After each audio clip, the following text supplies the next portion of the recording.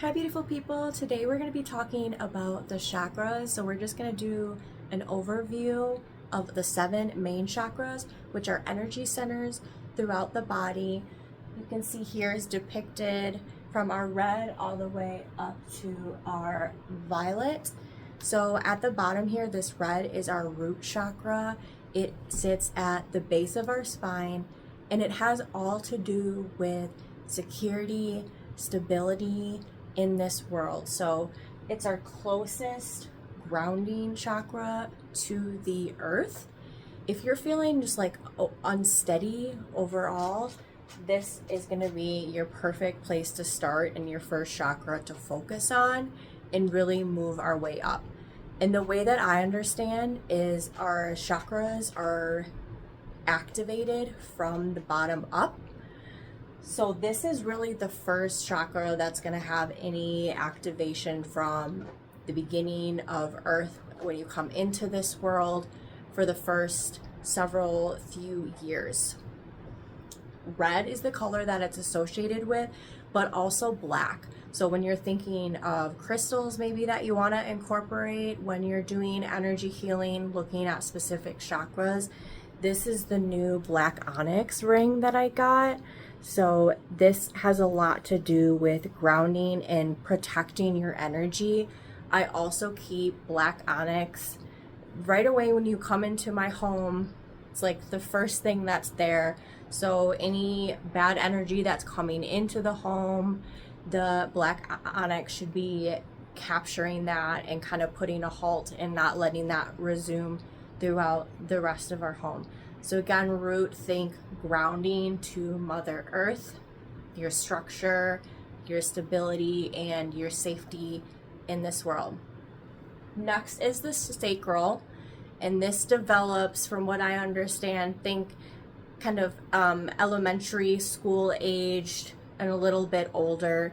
It has a lot to do with not just sexuality, but sensuality, your creativity. The color that is associated with sacral is going to be orange. I have this beautiful, hold on, let me go grab it quick. I have this beautiful crystal tower. This is orange calcite. So when I'm focusing on my emotions too, so sacral along with creativity, sexuality, sensuality, this is your emotional center.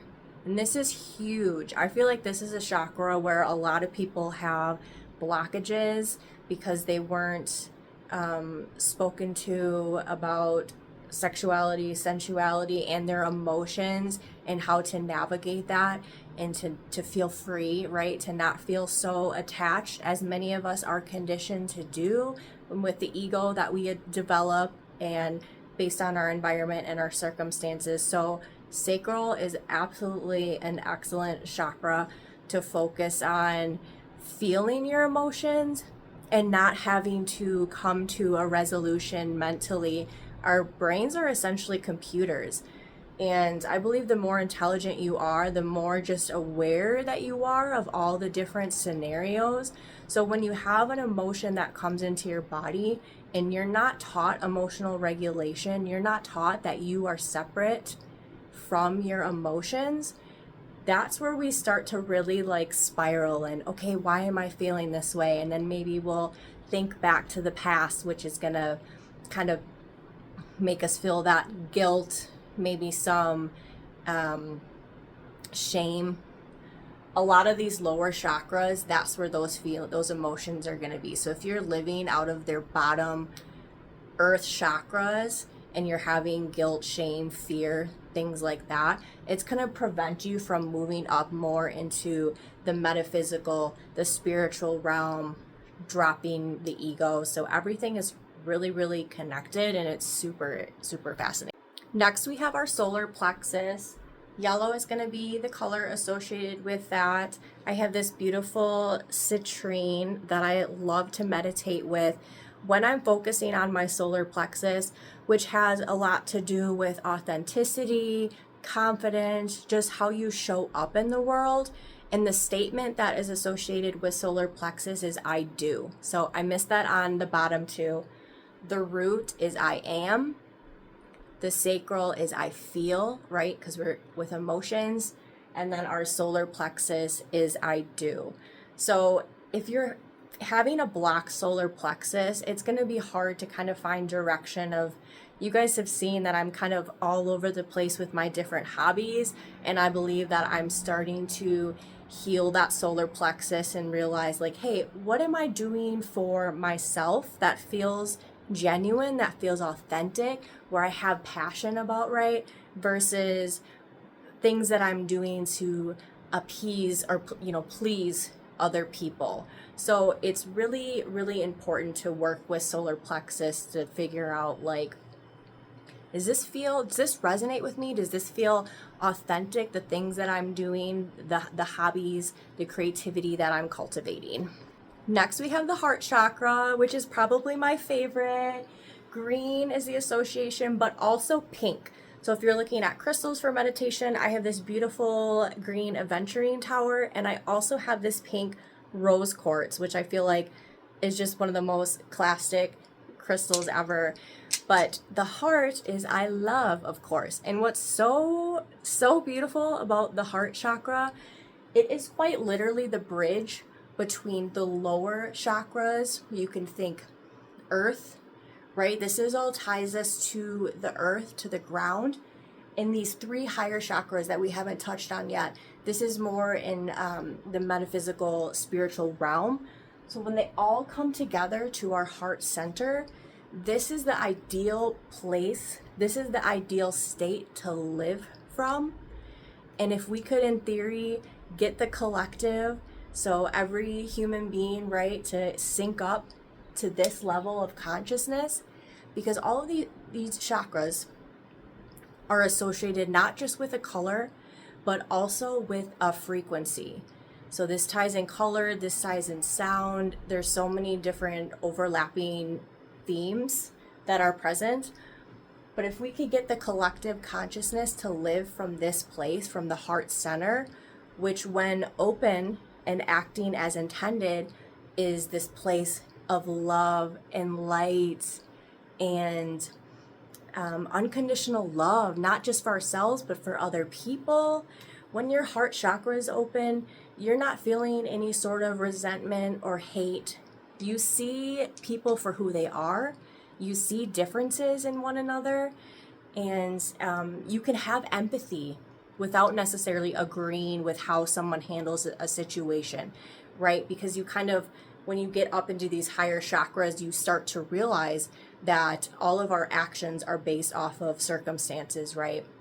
We're all brought into this world. We're all the same. We're all pure consciousness. We are quite literally all one.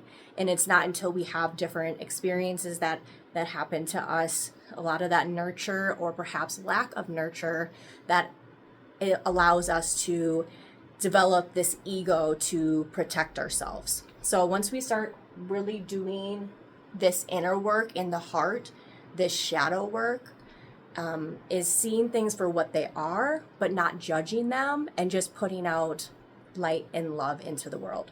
Next, we have the throat chakra, which I also really, really love because I've been focusing a lot on the throat chakra this past year. So this color association is blue. We have some lapis lazuli here that I like to work with. If your throat chakra is blocked, you're probably having troubles not listening to people. You're not able to communicate.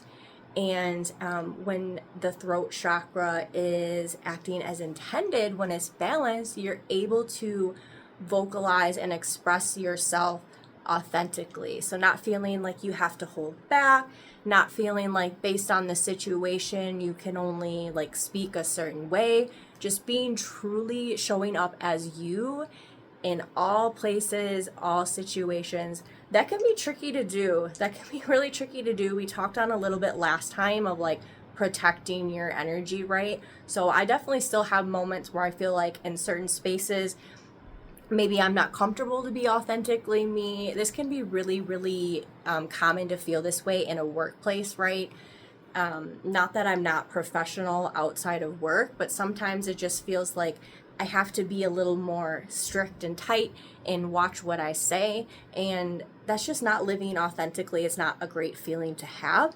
So the more we practice speaking our truth, and the more we are intentional with protecting our energy, right? So this is why this ring for me was so huge, even though we're looking at the association with the root chakra primarily. It's also just that visual reminder that my energy is my energy, and I should be able to feel safe and express myself authentically in every situation, and not let other people who haven't done that inner work, who haven't done that shadow work, to impact me in my energy bubble.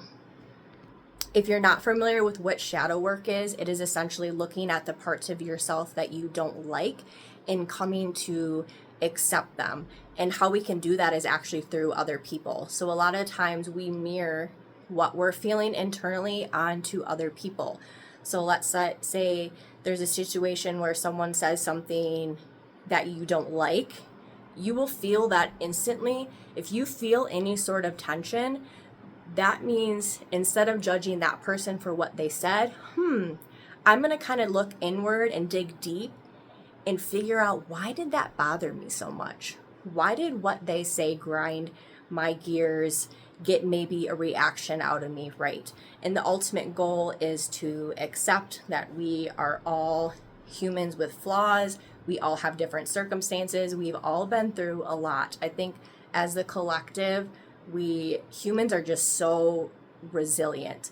So being able to see, again, the parts in yourself that you don't really like, that self-awareness is the first step. And then realizing that you get to react or not react in accordance of what is true to you. And don't let your ego confuse you of what the truth is. The ego always wants to be right. So the moment you realize that, and the moment you're able to kind of break down those walls and give yourself grace, give other people grace, you're really going to be able to thrive in these higher chakras. I feel like this is just the core of the human experience, these bottom three. Again, we have the heart as the bridge, and up here is more of just like a deeper understanding. But the throat chakra is I speak for the statement. Next, we have third eye, which is super, super exciting.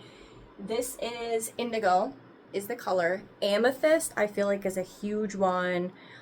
I use really amethyst when I'm working with third eye and crown chakra, but isn't this just absolutely stunning? So the third eye, if your third eye is blocked, you're probably not going to have self-trust. You're going to feel confused. Maybe you get to a point in your life where you're at a crossroads and you have to make a decision and you're like, I don't know. I feel like I can't trust myself. That's absolutely a blocked third eye. A third eye balanced, third eye open, you're going to see things for what they are. You're going to trust yourself. You're going to be doing that introspective work. You're going to kind of, and this is tied in with the crown too, but see more of the big picture. The statement with third eye is I see. So some people will develop psychic abilities within their third eye, but you really have to be open-minded to that. If you're absolutely like, I don't believe in the woohoo, you're probably just not going to get there. Your third eye is never going to open. From my understanding, however, a lot of children will have their third eye open. So maybe you hear children talking about, their imaginary friends, and we've always just played that off as that's just their imagination. But imagination actually will manifest.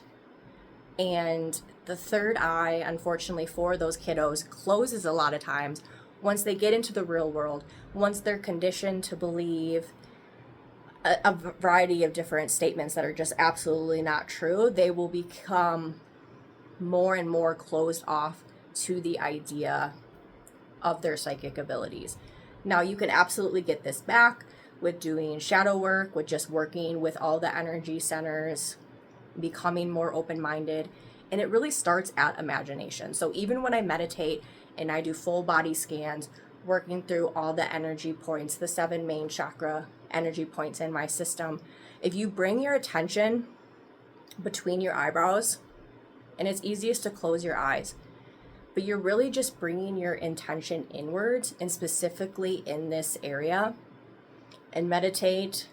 It might take several different sessions, but you will feel activation in your third eye and all of your chakras. So when I do body scans, I was at yoga this morning, and at the end where we do our meditation, our Shavasana, I was going through all of my 7 main energy centers and just holding my attention on each one.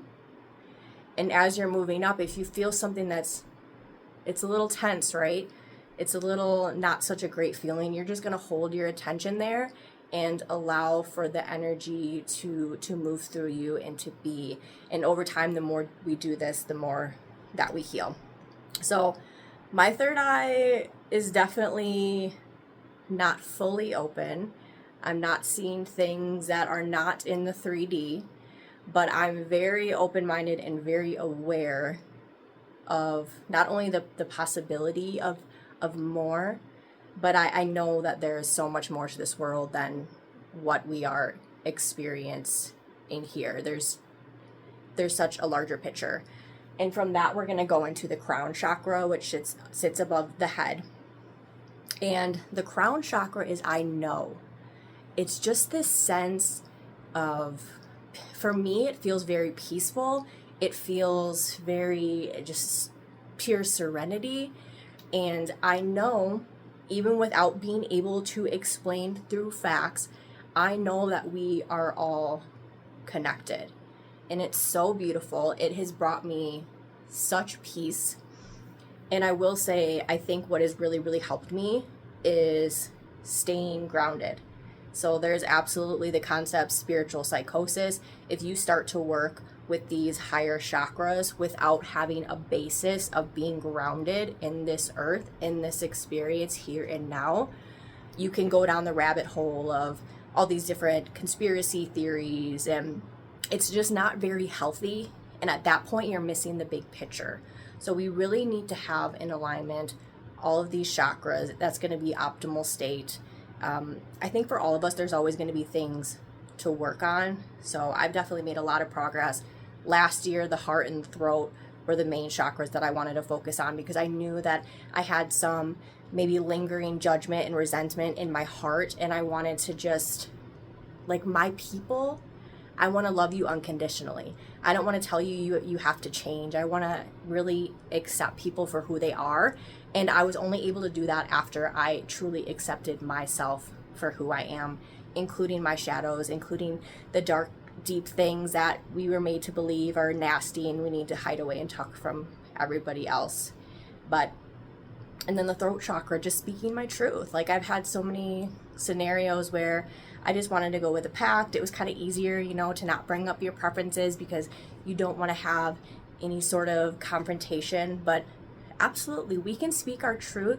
We can say it in a respectful way. It's normal for all of us to have differences and to set boundaries, because when you don't set boundaries and people just walk all over you, you are naturally going to kind of resent them, even though it's your fault, because you're responsible for setting those boundaries out there.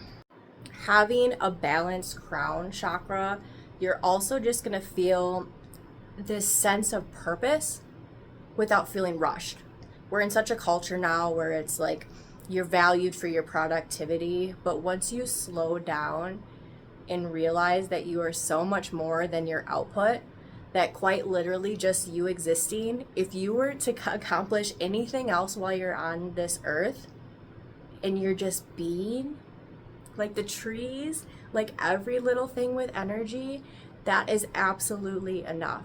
So I found just so much wisdom and strength healing my chakras, and I know I have a long way to go, but I'm enjoying the journey. I'm not nervous about what's to come in the future. I'm not constantly obsessing over it, like, oh, I have to get there. Just enjoying the present is the best place to be. I hope you guys learned something today. Put in the comments what you feel like you're most intrigued about. Maybe there's a specific chakra that you're like, oh, you mentioned some things and I feel like this chakra is perhaps blocked. I did make a new post earlier in the week, a playlist of different frequencies. So there is at least one for each specific chakra if you want to do a focused healing. And then I believe I have one that has all 7 of the chakra frequencies. It's a black screen. I love to get in bed at night after I do my routine and I'm essentially ready for bed. I will throw that black screen frequency on, meditate while I'm in bed for as long as it takes, and then once my mind is like, you're going to bed, I flip off the TV and I go to bed. So just in general, if you struggle with insomnia or getting restful sleep, these frequencies in this playlist I put together for you guys, I think you're really, really going to enjoy. All right, beautiful people, have a wonderful rest of your day and a great week.